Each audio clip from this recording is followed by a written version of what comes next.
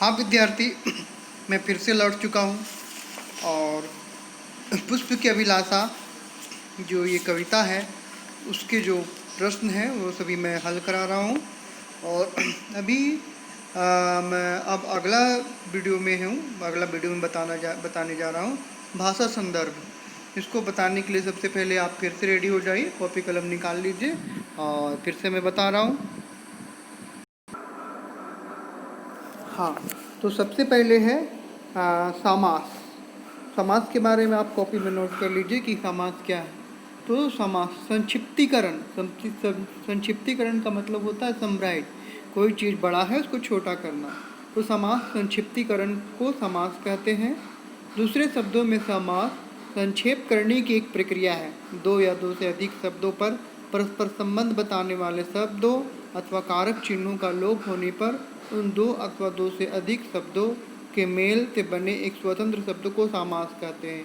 उदाहरण जैसे दया का सागर का समासिक शब्द बनता है दया सागर।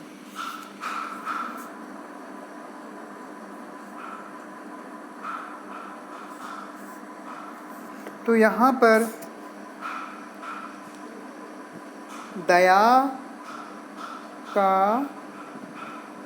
सागर मिलकर बना दया सागर। इसी तरह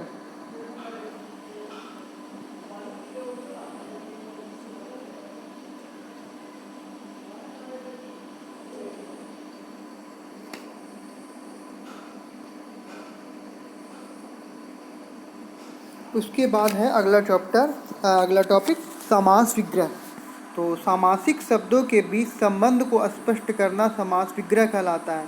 जैसे देशवासी, देशवासी का समास विग्रह होगा देश के वासी। तीर्थराज, तीर्थराज का समास विग्रह होगा तीर्थों का राजा। अणुशक्ति, अणुशक्ति का समास विग्रह होगा अणु की शक्ति। विद्यालय का समास विग्रह होगा विद्या का आलय। घुड़ दौड़ का मतलब का समास विग्रह होगा घोड़ों की दौड़। माता पिता का मतलब होगा माता और पिता। जय पराजय का समास विग्रह होगा जय और पराजय। हाँ, अब लौट चुके हैं हम।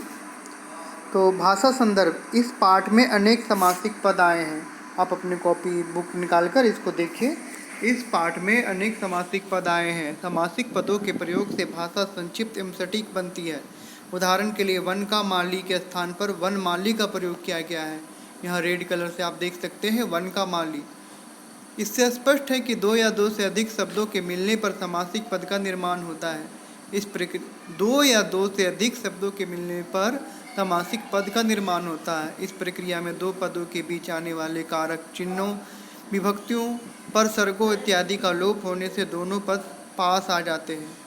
समास रचना प्रायः दो पद होते हैं। पहले पद को पूर्व पद, मतलब जो पहले आ रहा है उसको पूर्व पद और दूसरे पद को उत्तर पद कहते हैं।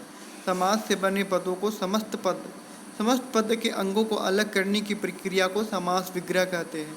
विग्रह करने पर लुप्त शब्द पुनः दिखाई देता है। जैसे वनमाली एक समस्त पद है जिसमें वन पूर्व पद और माली उत्तर पद है। इसका विग्रह है वन का माली।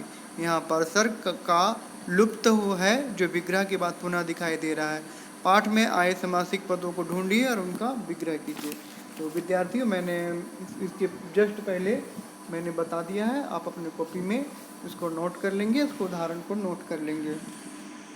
और अगला है निम्नलिखित शब्दों के तद्भव रूप लिखिए।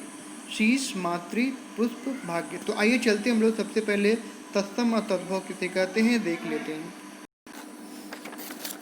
तो हाँ, तो अगला टॉपिक है तत्सम और तद्भव का शब्द। तत्सम और तद्भव शब्द।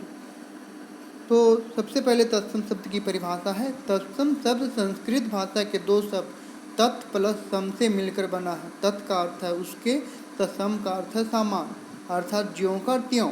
जिन शब्दों को संस्कृत से बिना किसी परिवर्तन के ले लिया जाता है उन्हें तत्सम शब्द कहते हैं। इनमें ध्वनि परिवर्तन नहीं होता। हिंदी, बंगला, कोंकणी, मराठी, गुजराती, पंजाबी, तेलुगु, कन्नड़, मलयालम, सिंहल आदि में बहुत से शब्द संस्कृत से सीधे ले लिए गए हैं, क्योंकि इनमें से कई भाषाएं संस्कृत से जन्मी हैं, जैसे अग्नि, आम्र, अमूल्य, चंद्र, क्षेत्र, अज्ञान, अंधकार आदि। उसके बाद है तद्भव शब्द की परिभाषा। तत्सम शब्दों में समय और परिस्थितियों के कारण कुछ परिवर्तन होने से जो शब्द बने उन्हें तद्भव कहते हैं। तद्भव का शाब्दिक अर्थ है उससे बने, तत् प्लस भाव, उससे उत्पन्न, अर्थात जो उससे संस्कृत से उत्पन्न हुए हैं। यहाँ पर तत् शब्द भी संस्कृत भाषा की ओर इंगित करता है, अर्थात जो संस्कृत से ही बने हैं। इन शब्दों की यात्रा संस्कृत से आरंभ होकर पाली, प्राकृत, अपभ्रंश भाषाओं के जुड़ाव से होकर गुजरी है और आज तक चल रही है। जैसे संस्कृत वर्ड मुख से मुंह हो गया, ग्राम से गांव हो गया, दुग्ध से दूध हो गया, भातृ से भाई इत्यादि। आप कॉपी में से नोट कर लीजिए। अब हम पहुंच चुके हैं पाठ के एकदम अंतिम प्रश्न में। निम्नलिखित शब्दों के तद्भव रूप लिखिए। तो शीश, शीश का तद्भव रूप होगा सिर।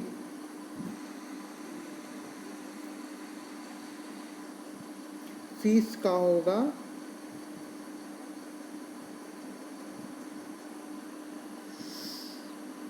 सिर।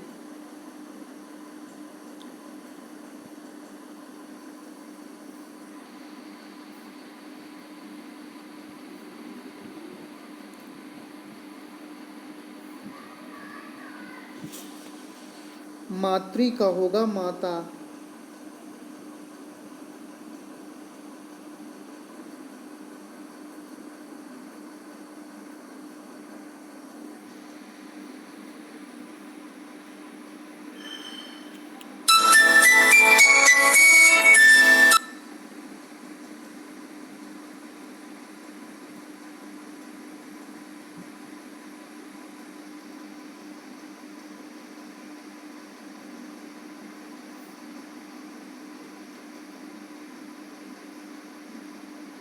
और पुष्प का होगा फूल और भाग्य का होगा भाग।